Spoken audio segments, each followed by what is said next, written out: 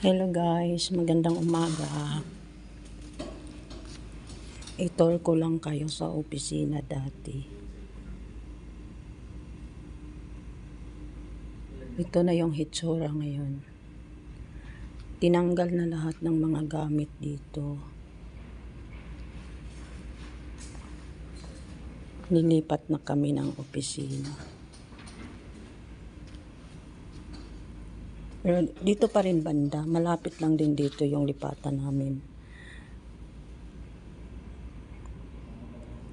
Wala nang kagamit-gamit dito. Ito, malawak to ng opisina guys. Ito, diretso-diretso na yun doon. Sa kabila. Paikot din. Yan naman dyan sa pintuan, hallway yan.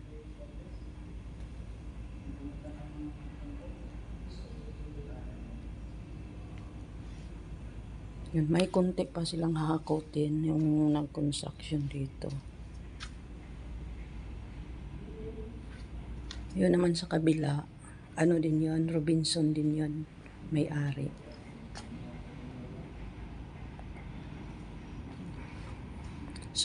Robinson Cyberscape Gamma. Ito naman, Robinson Cyberscape Beta.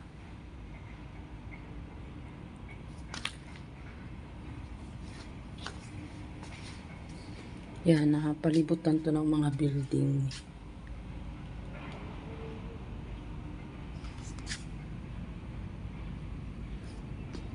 Pero iyan na building oh. Nung dumating yung pandemic, hindi na yan siya natuloy. Ang dinig ko lang dyan, ang pagkakaalam ko na logi daw yung may-ari. Kaya hindi na itinuloy. Sayang oh. Ilang floor na yan oh. Haba na. Ang taas na. Ayan. Yan. Diyan naman parkingan. Daming mga sasakyan. Punong-puno ng sasakyan. Apat lang kami dito guys. Yung mga gumagawa dito, mamaya pang hapon at saka gabi yung duty nila. Kasi nag-ano na lang sila dito. Pintura. Kailangan kasi to ibalik sa dati ang hitsura nito. Ang ganda to noon. Nung ano pa, dito pa nag-opisina yung mga empleyado. Yung mga boss namin. Ngayon, work for home na sila. Muna. Kasi inayos pa yung ano. Pinapagawa pa yung bagong lilipatan namin. Yan, yung mga bubong, hindi pa naayos. Huli na yata yan. Ayan. Ayan, palitan din yan lahat-lahat. Kasi nagtubig na siya. Oh. Lahat-lahat baguhin talaga to. Kasi nung bago sila nagrenta dito, bago talaga to. Ayun, may nag-opisina pala doon sa kabila. Pero ano lang din sila, work for home din sila. Katulad din dito. Kahit naman doon sa sa bagong building, ganon din. Yung 3 days work for home, 2 days dito kasi Monday to Friday lang yung pasok nila.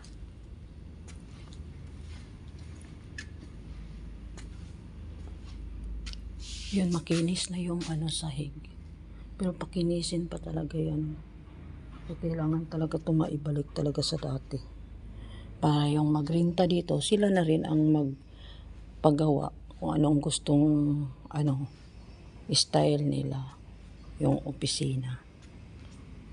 Yun, ito marami pa silang hahakutin. Yan, mga bakal. Noon marami sila dito yung binabagbag pa yung mga simento dito. Alikabok.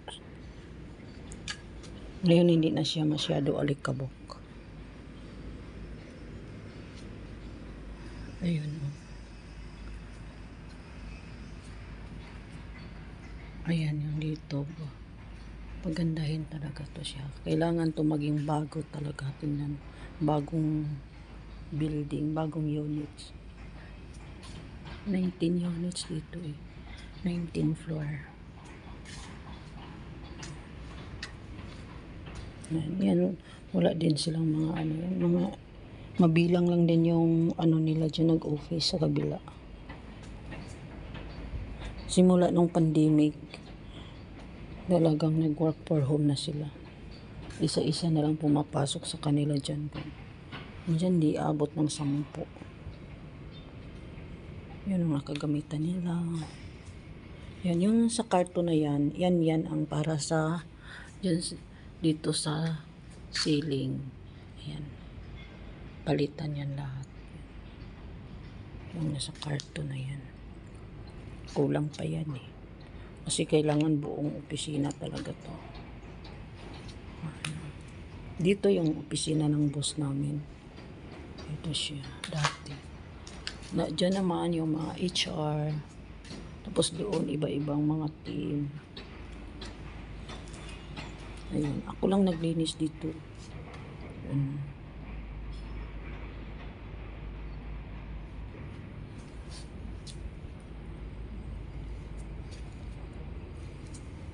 Dito naman. Ayun. Doon sa baba may pancake house.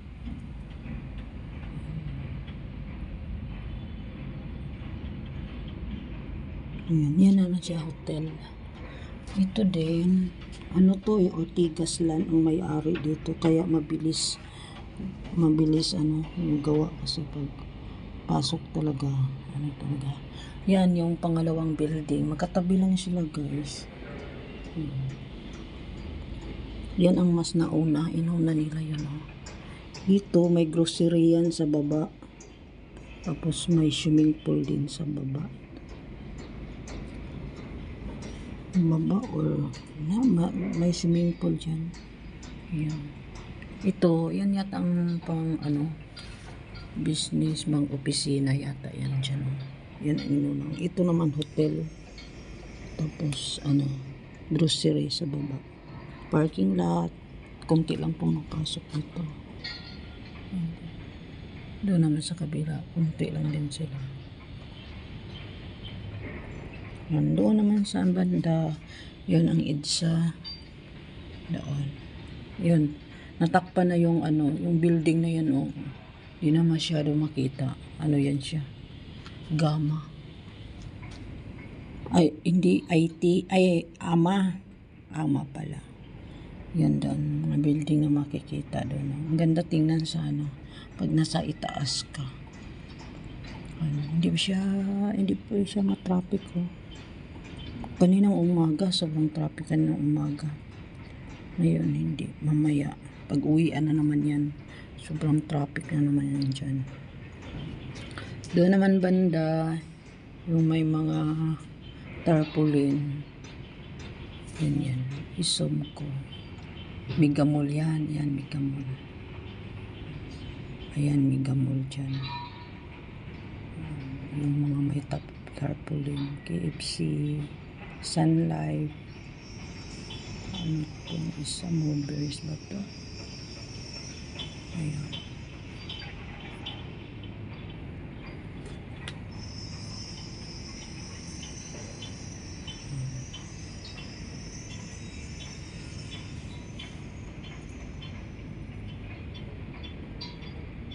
Mamaya, buti nga ngayon hindi pa mainit, hindi pa sila masyado mainitan.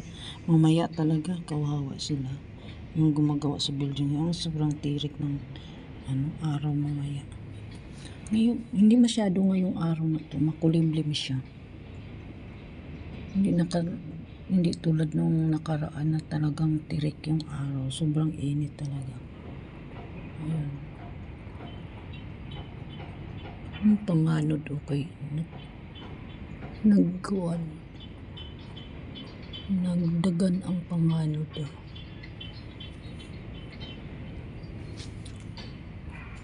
Ito, paikot naman ako dito. Ikutin ko lang nito guys.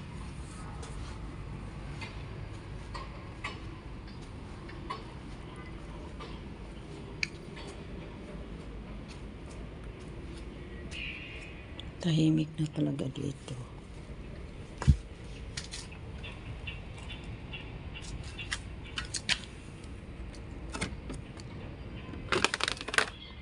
Pwede ba ito magamit to? Sa kanila na yata to. Gumagawa dito. Ang ganda.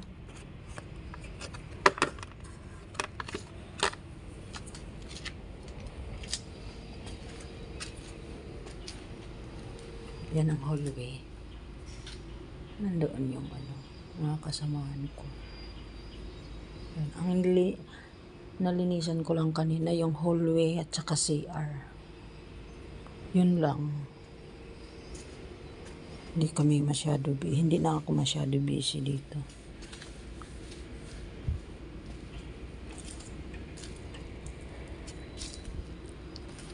Ayun, nabitay na yung mga. Ito naman, para to sa aircon eh. Ito siya. May mga number to. Yung mga dyan, nakalambitin. Aircon yan. Pero yung aircon, may pa yun, may kuryente pa yun. Umaandar ko tong aircon. Ang wala lang yung mga saksakan. Tapos yung mayroon lang yan. Yan lang siya yung yun lang ang mayroon. Kasi hindi yan siya pwede patayin. Monitor yata yan. So,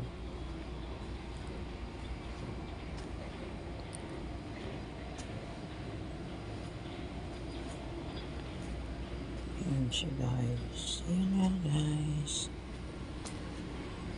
Pasyal-pasyal lang ako dito sa opisina. Doon naman sa kabila, yan siya. Hotel. Yan. Hotel yan, pati to. Yung hotel may swimming pool doon.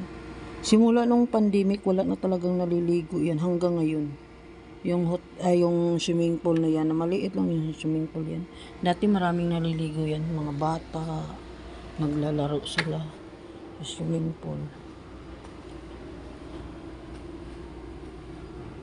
Paikot lang ako. Ito ba, marami palang mga gamit dito. Mga naman to. Tiles.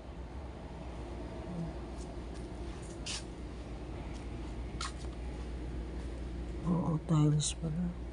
Sa yata yan? Dito sa pantry.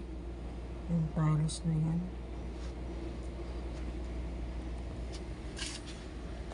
Ay, mayroon pa palang basura dito. Basura to eh. Ay, tanggal. Ginawa pala nilang upuan. Hayaan na lang. Pag kumakain sila, pahinga sila. Ginawa nila. Dito guys, dito pantry. Dito sila kumakain. Yung mga empleyado kami. Yan. Yan, dyan yung lababo. Yung may tubo dyan. Andyan yung mga kabinet dyan dati dyan. Gandang mga kabinet dyan. Mga misa. Upuan. Andyan. Tapos mga ilaw dyan. Iba-ibang kulay yung ilaw nilagay dyan.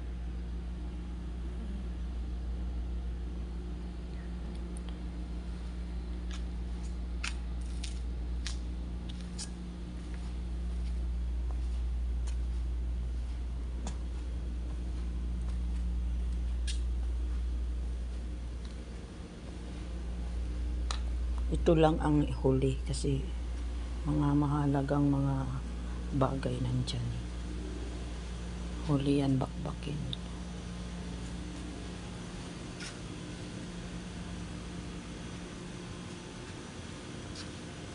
Yun naman, dito yung sa aircon. Ito siya. Sarado. Diyan kami dati naghuhugas, naglalaba ng basahan, mop.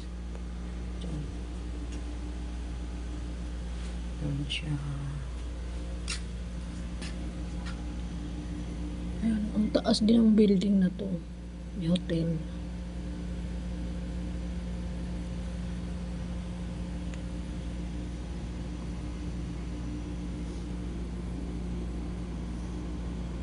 Di makita yung swimming pool dito. Ang dumi ng swimming pool. Wala na talagang ano. Di na kasi ginagamit eh. Ayan sila dyan. Kunti lang makikita swimming pool.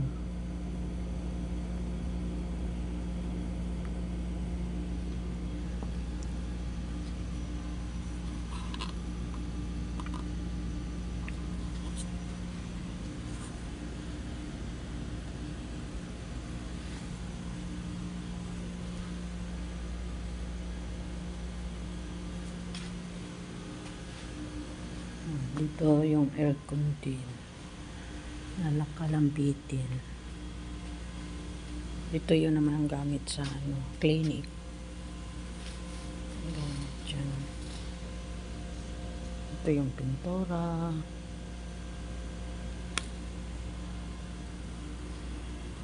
Nakaikot na ako guys. Dito medyo ano dito malinis-linis na dito. Pero malaki ba to? Matagal pa to.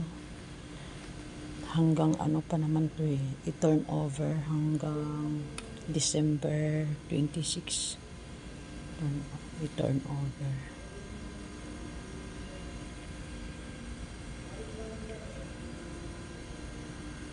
Ito masaya dito dati. May mga ano. Maraming empleyado.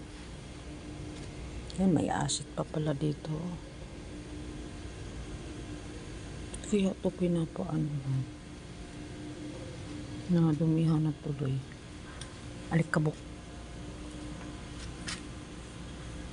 May ano pa dito. Ang bigat to. Yung anong tawag nito, yung lagayan ng ano, mga mahalagang mga bagay.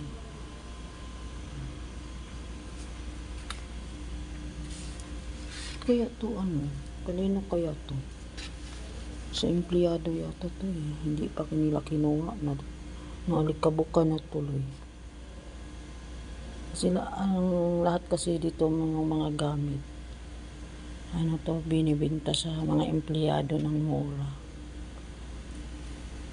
Lahat-lahat. Tapos yung maiwan, yung hindi na wala nang gusto ng mga empleyado, sa ano na, sa ano na dito, construction.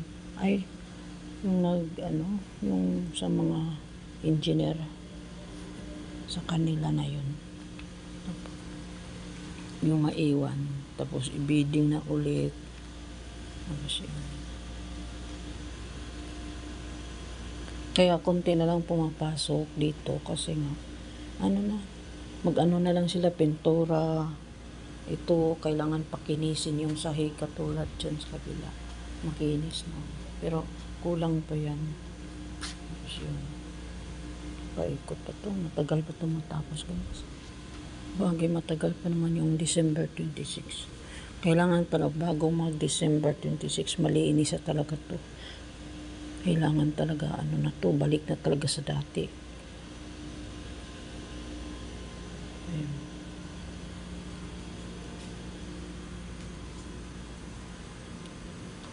Ayan, papasyal-pasyal na lang ako dito, paikot-ikot na lang. Wala naman akong ginagawa. Antay na lang kakain ng ano, tanghalian. Tapos cellphone. Pagkatapos kain ng tanghalian, break time.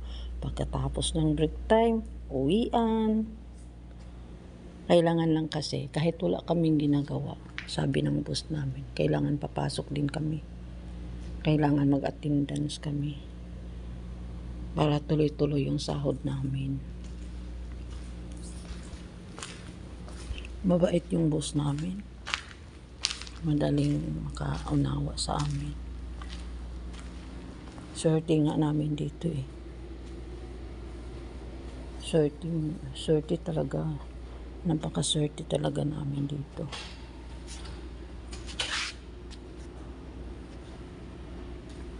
Mas mabait yung mga boss namin. Tapos, kung may ano, kausapin mo lang, maka-absent ka sa work, basta mahalaga lang mahalagang lalakarin lang.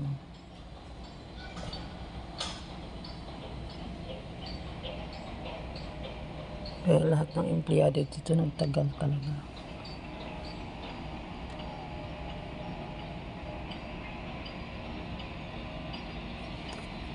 Kaya lang yung mga boss namin, mababait sila.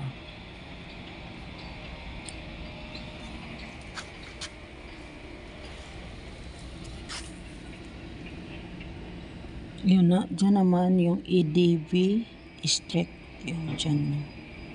Takpan na rin yung yung water fountain. May water fountain dyan. Dito ako sa kabila. Ayan, nakita ko. Natakpan na rin siya.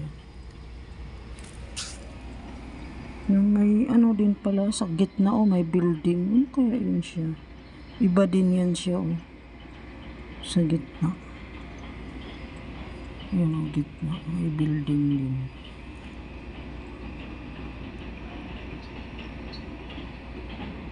Water fountain.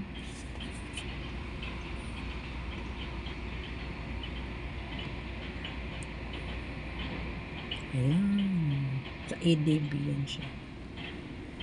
Ang ganda din ng mga halaman nila doon. Kaya yun siyang klaseng halaman.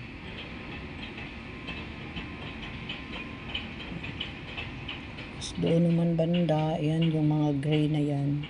Gray na mga puno. Palaruan yan ng golf. Yan malinis. Bermuda yan. Yan lahat ang gray na yan. Natakpan na yung dito sa building. Yan. Sa likod niyan, yan, makikita yan siya. Palaruan ng golf. Ang lawak ng palaruan ng golf.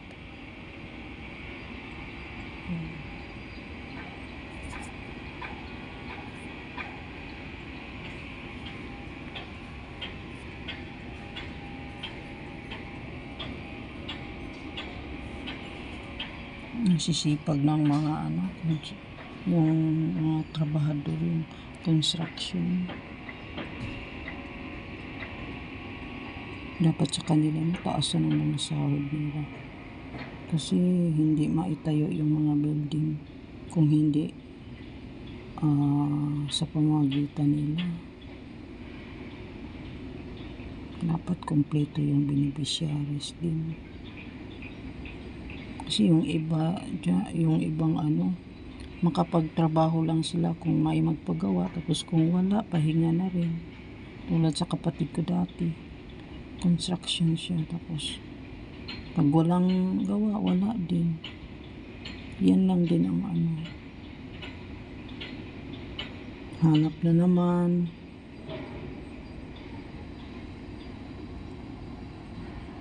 Pero sa ibang bansa, ang pagkakaalam ko, lalo na sa Amerika, pag construction ka, ang laki ng sahod. Kaya yung mga Pilipino, mag-abroad sila. Yung kaibigan ko, construction siya, nag-abroad siya, doon siya, laki ng sahod. Basta sa ibang bansa. Dito lang yata sa Pilipinas ang maliit. Parang kinakawawa yung mga construction, farmers din sa ibang bansa, laki din sahod doon. Parang dito lang yata sa Pilipinas. Lang, share ko lang.